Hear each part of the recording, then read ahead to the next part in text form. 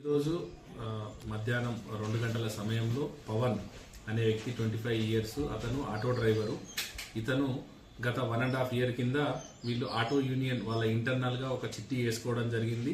అదే సమయంలో ఫస్ట్ చిట్టి ఇతనే డ్రా తీస్తే ఇతనికి చిట్టి వస్తే అతను ఆ పక్కన ఉన్న వ్యక్తి 3.5 lakhs ఏదో వచ్చినాయి. వస్తే అతను ఏమనంటే తక్కువ అమౌంట్ వచ్చింది కాబట్టి నీకు డబ్బులు కావాలంటే నేను ఇస్తాను. మోహన్ అనే వ్యక్తి అతనికి ఏం చేసిందంటే ఆ 3.5 లక్షలకి అతనికి ఇచ్చేసి నాకు తర్వాత ఆ అమౌంట్ మితితోటన్నా లేదు అంటే నేను ఎప్పుడు చిట్టి కావాలంటే అప్పుడు చిట్టి ఎత్తి నాకు ఇచ్చేసేయమని చెప్పడం జరిగింది. 1.5 ఇయర్ కింద జరిగింది.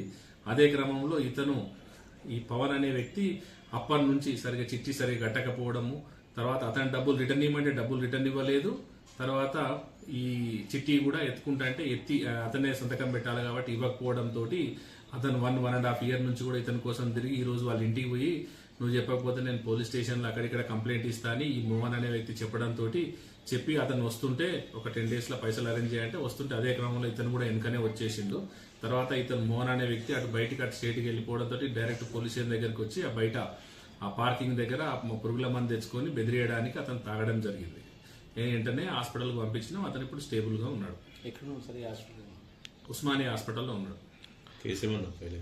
దానికి సంబంధించి ఇప్పుడు మేమే వాళ్ళని పంపించడం జరిగింది. ఇంతవరకు ఎవరు కూడా కంప్లైంట్ ఇవ్వలే. అతను పోలీస్ స్టేషన్ కూడా ఈ ఇష్యూలో మనకు పోలీస్ స్టేషన్ కూడా రాలేదు. లోపలికి కూడా ఎలాంటి కంప్లైంట్ కానీ అది కానీ ఇవ్వడం లేదు. డైరెక్ట్ వస్తే అతను మందు తాగడం జరిగింది.